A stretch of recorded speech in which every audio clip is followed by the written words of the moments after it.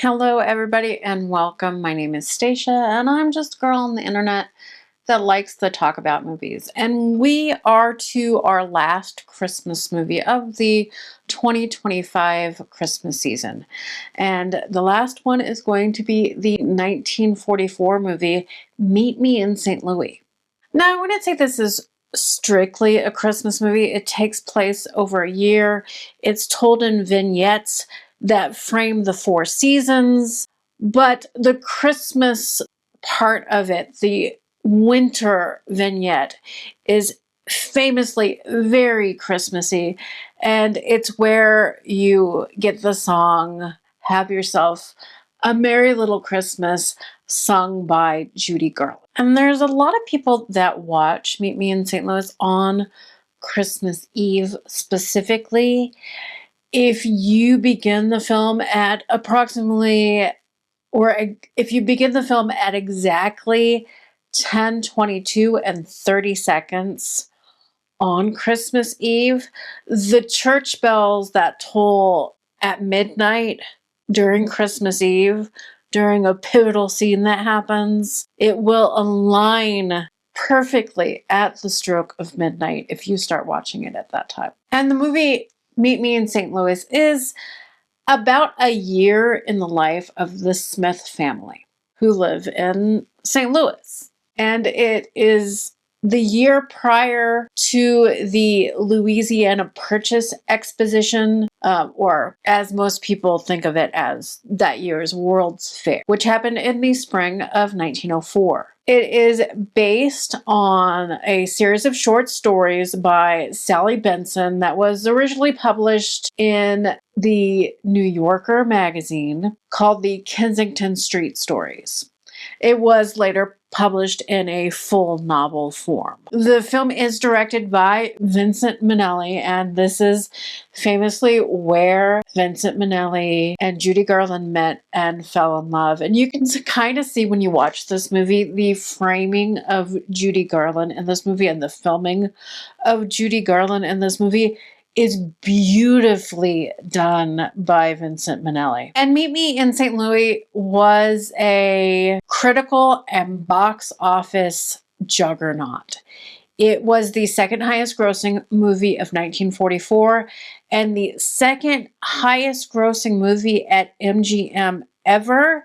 It is only behind the movie Gone with the Wind at this point for MGM, and was, of course, shot on the backlot of MGM, which is now Sony Studios. If you go do the studio tour there that you can do for Sony, but none of the places on the backlot where this was shot exist anymore. It was sold off in the early 70s and is now apartment complexes and offices where this movie was shot. So, of course, this movie stars Judy Garland as Esther Smith, the main character of the movie.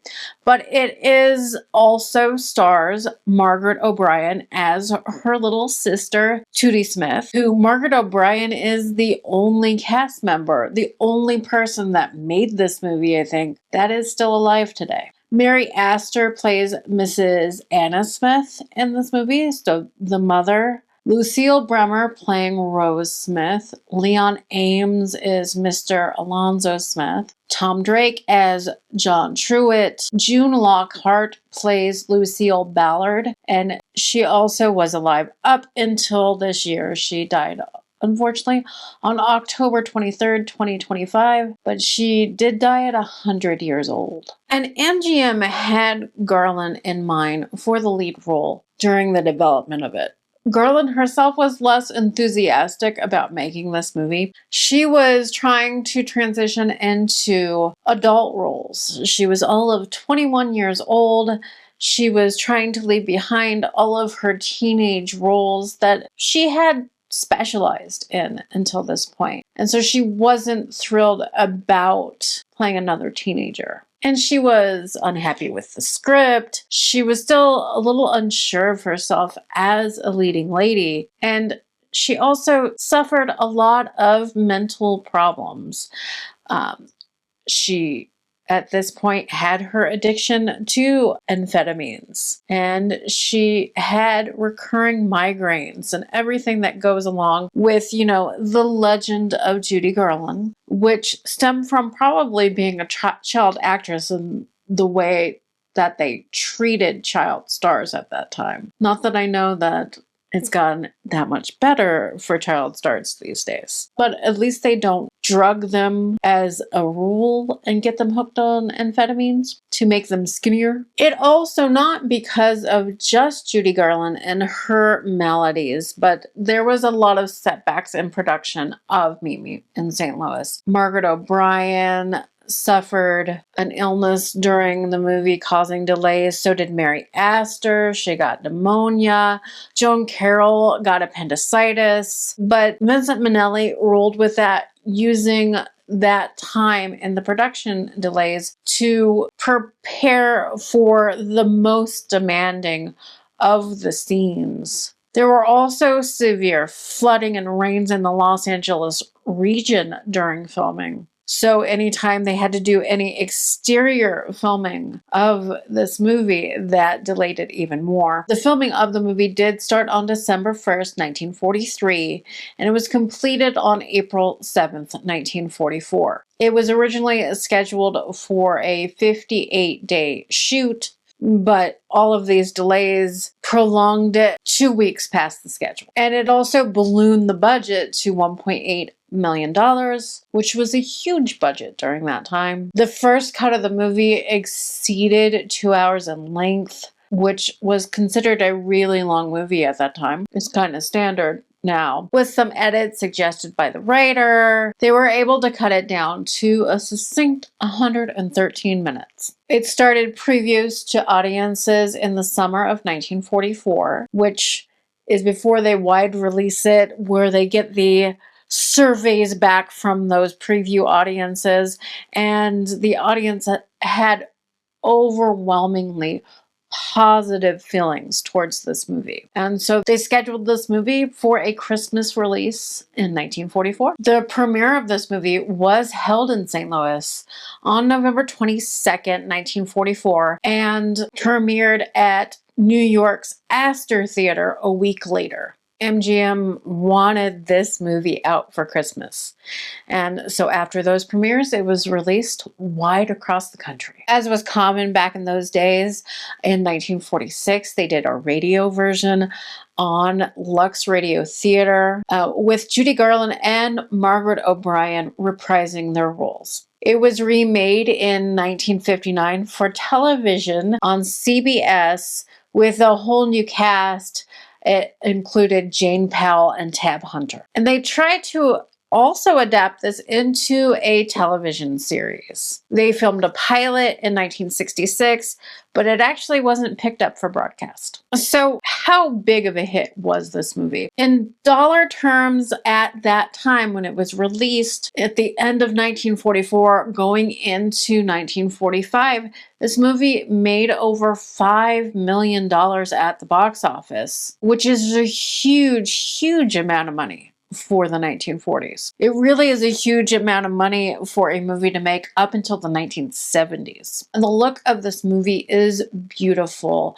The colors just pop, and that is due to Technicolor. This movie has one of the greatest uses of Technicolor that you will ever see. Technicolor always makes everything look otherworldly, but it is used for just splendid effect in this movie. It not only goes over Christmas in this movie, you have some Halloween scenes, just the rich, bold colors and the contrast of colors really lends itself to the storytelling of this movie.